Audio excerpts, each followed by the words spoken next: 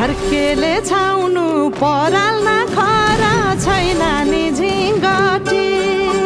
हौ भाग्यमै भए कमान्छु भन्छ चाटिन सम्पत्ति